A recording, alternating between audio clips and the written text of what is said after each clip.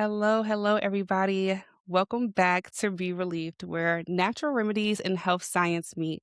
I'm your host, Ashley Nicole, health scientist and founder of Be Relieved. Today's conversation is especially important because so many people are doing all the right things, right? They're eating better, they're meditating, even journaling, yet still feel emotionally reactive, overwhelmed, or easily triggered. It's often not a mindset issue, it's a nervous system issue. So before we dig in, I just want to say thank you so much for tuning in today. Make sure you guys are following us so you're notified every time we release a new episode. So today I'm joined by Dr. Sirisha, one of our featured speakers for the January 1st online event. It's called Be Relieved, a fresh start, reconnecting mind, body, and nature.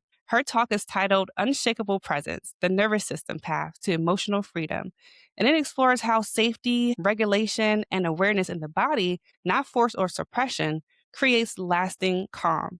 Now, before we get started, let me share a little bit with you about who Dr. Sirisha is. She is a speech language pathologist, feeding therapist, and entrepreneur who brings a nervous system first lens to human development, healing, and connection. Known for bridging neuroscience and real world application, her talks help clinicians, parents, and leaders understand how safety, regulation, and emotional resilience shape behavior and growth. Through her work, she inspires audiences to move beyond fixing symptoms and towards creating lasting embodied change. Sarisha, welcome. I'm glad you're here today. Thank you, Ashley, for having me. That was a wonderful introduction. Thanks. I've been working hard on it. I feel like I just had to put it all out there for everyone to hear. Thank you. For sure. Before we jump in, I wanted listeners to know that we're giving or not giving today the full workshop. We will be giving it away on January 31st at 11 a.m. Eastern Standard Time. But this conversation is about opening the door, creating understanding, and helping people recognize what might be missing in their healing journey. So let's start here. Many people think emotional reactions are personality traits, right? Or trauma responses. But from your work, how are emotional reactions actually tied to nervous system states? So, most emotional reactions are not personality traits for sure, but Mm, they're not always direct trauma responses either. mm, Sometimes they are, but mostly they are state dependent nervous system responses. So, when we mm, are saying nervous system, we're talking about the unconscious part of the body. So, what mm, is not in our conscious control, like the heart rate, the digestion, it happens by itself. We don't pay attention to it. There are unconscious parts of our body. And these all are parts of nervous system. So in other words, the same person can look calm, flexible, and grounded in one moment and reactive or withdrawn or overwhelmed in another moment, simply because their nervous system state has shifted from one to another. So when the nervous system is regulated and feels safe, all these emotions move fluidly. So there's curiosity and choice when they are in a connected state. But when the system moves into the survival states like flight, fight, freeze, emotions kind of narrow. We see reactivity, we shut down, irritability, panic, or numbness. These doesn't describe who someone is, but they're just the signs of nervous system protecting themselves. So mm. describe them as a personality traits. Wow. I mean, when you mentioned about reactive, I just feel like people often feel ashamed when they're reactive or overwhelmed, right? Like, why is nervous system dysregulation not a personal failure, but a biological response? I think that's a great point because it is definitely not a personal failure. It is a biological response to perceived threat or Mm, overload or a loss of safety. So our nervous system is basically evolved to prioritize survival. So mm, all that our nervous system is asking is, am I feeling safe in this moment? That's the only question our nervous system asks. if mm, if it perceives any threat in the environment, it's going to go into the protective mode. mm. So it is wired for survival and not for emotional comfort or a social polish. So when it Wow. detects too much pressure, unpredictability, or an emotional demand, it automatically shifts its states to protect itself. That makes sense. And why is that distinction so important for healing? Because it really matters for healing, because when this toxic shame is there that something is wrong with me, when I'm reactive or withdrawn, when we carry this toxic shame, and we're constantly stuck in the threat mode. Where Mm. nervous system is stuck in a state of flight or fight or freeze response, what we call as. When we get regulated, we give the signal that safety is needed, and the system kind of soften and healing becomes easier. So it's important to change that story around the blame, self blame, and the idea that something is wrong with me when I react. Yes, I agree with that. We definitely have to reframe that. And when people say I was triggered, what's actually happening in the body before the mind even catches up? So when someone says, I am triggered, what's actually happening begins in the body even before the single thought occurs. Even before that thought occurs, the body has already reacted to it. Within milliseconds, the autonomic nervous system shifts the state when they perceive threat, like, a change in the voice or a facial expression or a silence or a pressure or a memory or even an internal sensation. The body is going, oops, I have been here before and I need to protect myself. Thing that you teach is recognizing dysregulation before it escalates. What are some early physical cues people often miss? So, in charged moments, I would say some of the early signs are changes in the breath, if you're Mm, noticing, and the muscles tend to become tight, especially in the jaw, shoulders, and the chest. mm. A lot of people complain about these three areas. A feeling of slightly restlessness and mental fog and a sense of urgency.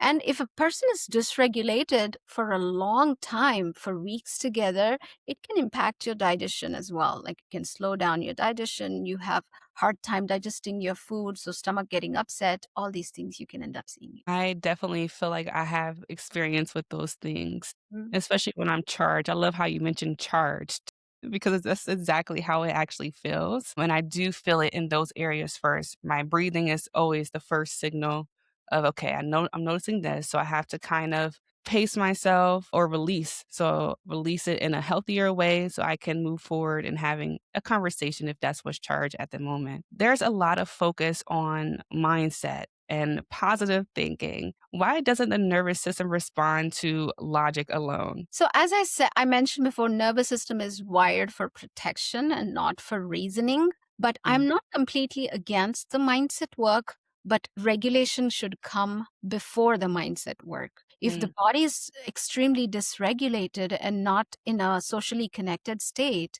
and you do mindset work on the top of it, it is not going to work.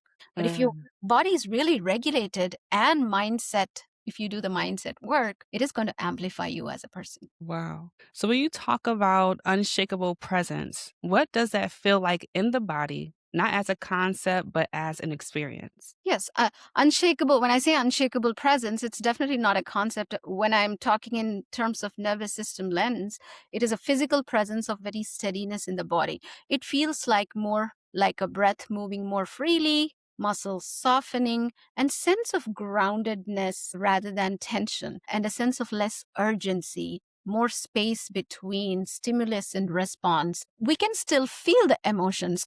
I really want to highlight this concept of emotional freedom doesn't mean freedom from emotions. We still feel our emotions very, Mm. very deeply, but they move through us without hijacking the system. Well, you emphasize creating safety within the body, regardless of external circumstances, right?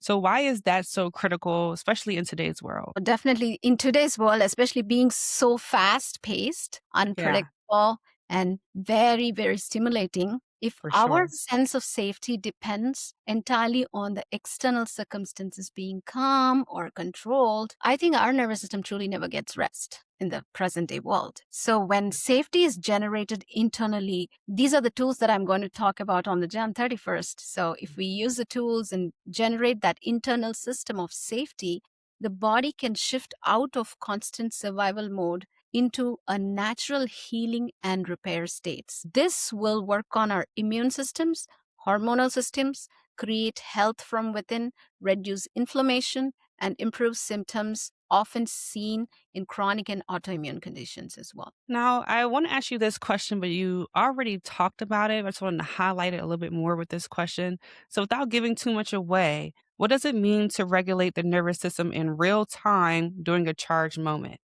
Okay, that's an interesting question. There are a couple of branches to this question, I would say, because if somebody has never done this work, Hmm. doing this work directly into a charged moment is going to be a challenging part. For sure.